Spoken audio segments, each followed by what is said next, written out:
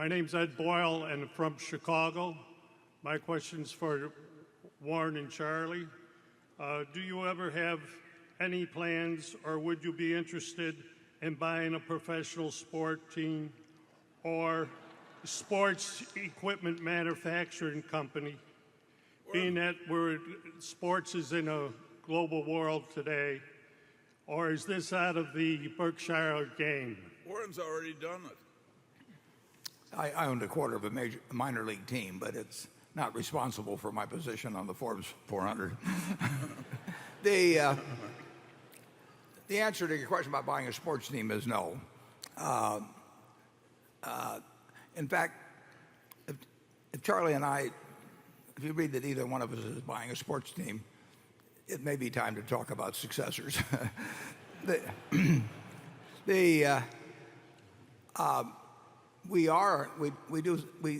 Sports equipment has generally not been a very good business, although obviously Nike's done incredibly well in its overall operation. But we own Spalding, we own Russell, and Spalding has been around a long, long time. A.G. Spalding, I forget when the hell he was. I think he was trying to take baseball to the rest of the world back in the 1880s or something like that. But it's generally speaking, if you look at the people that have made golf equipment, footballs, helmets particularly, baseball gloves, baseballs, it's not been a particularly profitable business. And certain aspects of it, like helmets, the last thing Berkshire should do is own a helmet company. A helmet company should be owned by some guy that owes about $1 million and doesn't have a dime to his name, because he is not going to be a target, and we would be the ultimate target. That's the reason we used to be in, but we had no interest in, and we got offered the chance to buy the whole place. And the idea of owning a business that provided guards at airports, when anything went wrong, you're going to say that it was the guard's fault. And here's this super rich corporation around there that is a perfect target. I mean, a guard company at airports, again, should be owned by somebody whose net worth does not get out to two figures. So that you won't see much of us in the sports arena now. But, Charlie, are you looking at the Clippers? Or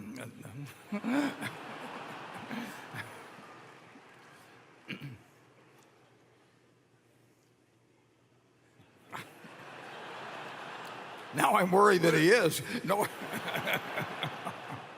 Whatever Warren thinks about sports teams ownership, I like it less.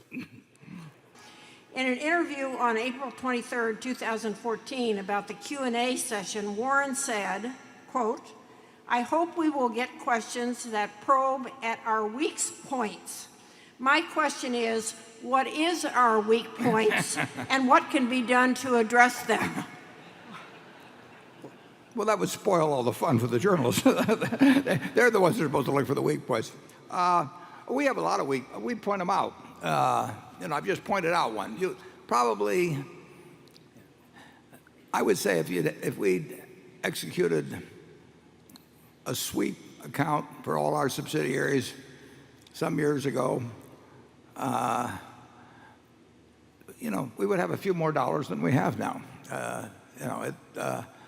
Who knows what they're doing with some of those balances in terms of, it wouldn't be because we do riskier things, but we are very disciplined in some ways, and by ordinary business standards, we're sloppy in other ways. And a clear weak point of mine would be I'm slow to make personnel changes. I mean, I like the managers we have, and Charlie and I had a wonderful friend who couldn't have been a greater guy, and we were slow to make a change there. We loved the guy, and it wasn't killing us in our business. And how long would you say we went beyond where somebody else would have acted in that case, Charlie. Well, I don't know exactly, but turning to this sweep account system reminds me of a friend I had when I was in the Air Corps, and he was a very skinny man, and he decided to give blood. And they put the needle into his arm, and the blood stopped flowing, and the nurse just started stripping his arm as though it were the udder of a cow. And he got the impression that they were going to get that blood whether it took all he had, and he fainted. It was a very unpleasant occurrence.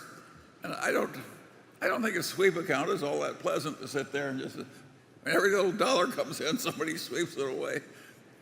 Charlie, I like the tone of our business. Our managers are listening here. I mean, don't give them that illustration to use when I ask for money.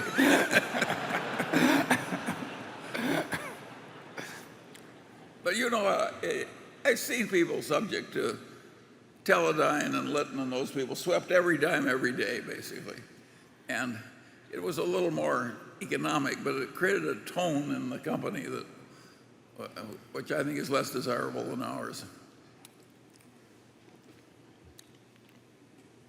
We've waited too long on managers, though, sometimes, Charlie.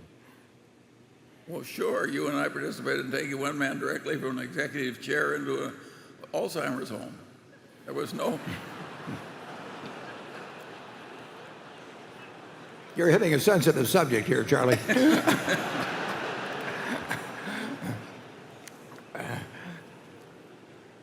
We'd arranged that he could do no harm, and we loved him well enough so that we just made it easy for him. I've never regretted it, have you? No, not at all. Not at all. On the other hand, I want to be pretty careful. We will be slow. And there will be times when what you might call our lack of supervision over subsidiaries, we'll miss something.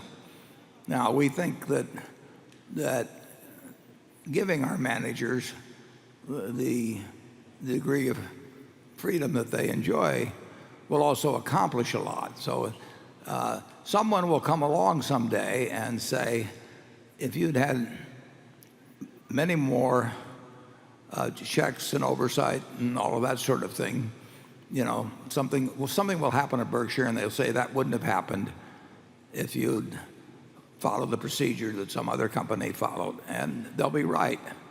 But what they won't be able to measure is how much on the positive side we have achieved with dozens and dozens of people because we gave them that same sort of leeway. I mean, we operate differently in terms of the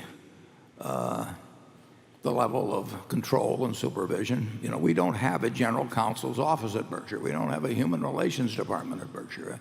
And that would be almost unthinkable to other companies. And we're not saying that's a 100% benefit in all ways. We think on balance it's a benefit.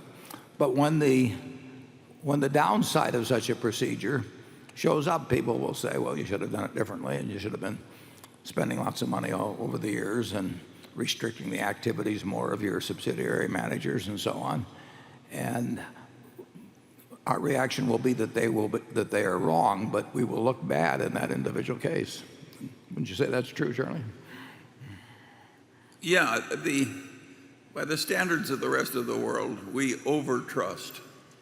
And so far, our results have been way better because we were carefully selected people because they were going to be overtrusted.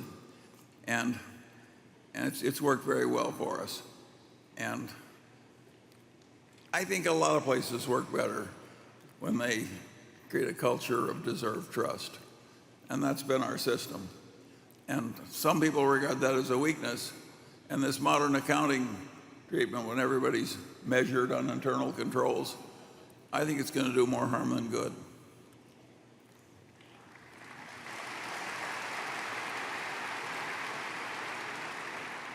Jonathan?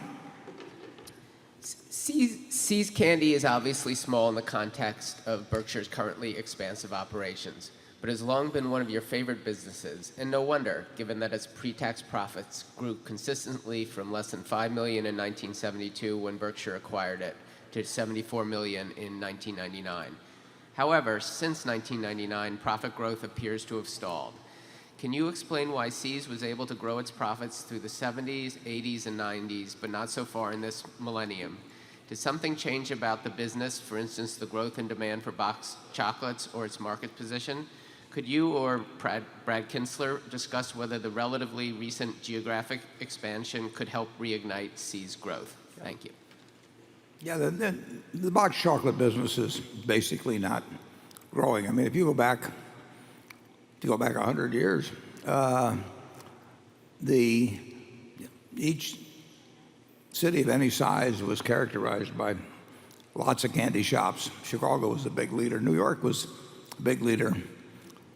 Believe it or not, the predecessor company to Pepsi-Cola was a company with the most. It was a company called Lofts that had the most candy shops in New York City. It was a candy shop company originally. That a fellow that what was his name? Yeah, what was it, Frank? Guft. Yeah, he acquired Pepsi for a few $1,000, stuck it in Lofts, and the corporate name, if you go all the way back on Pepsi, is Lofts. So there were loads of candy shops around every place, and including in Omaha. Boxed chocolates have lost position dramatically. Primarily, I would guess, to salted snacks of one sort or another, various things. See's has done remarkably well, far better than any chocolate company in the country. Russell Stover did very well for a while, very well, with a different business model. But they ran into their problems as well. So we can't do much about increasing the size of the market.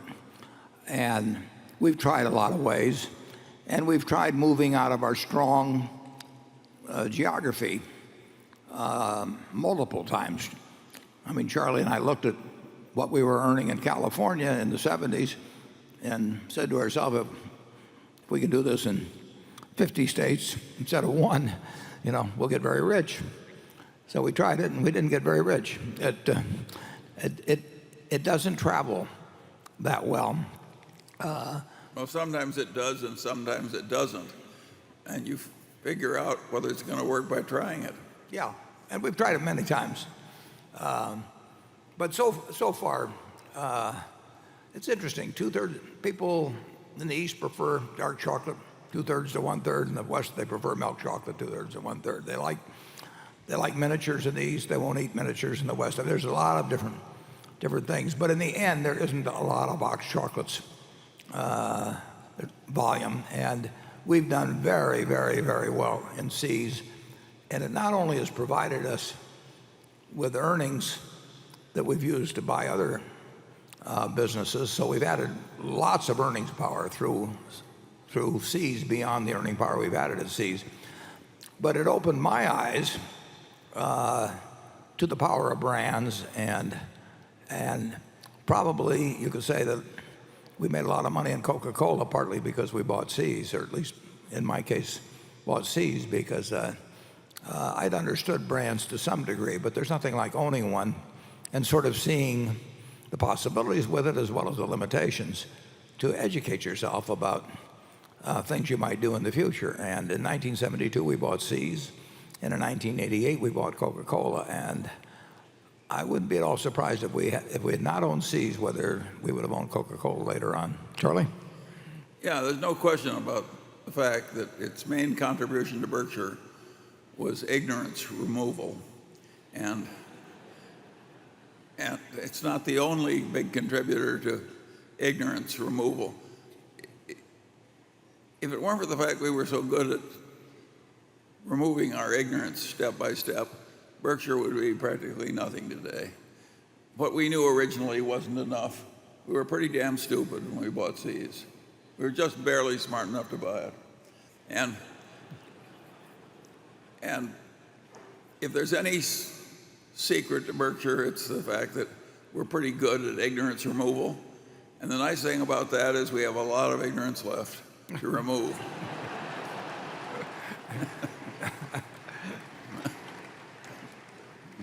Well, that's what happens when I call on them. Station 7.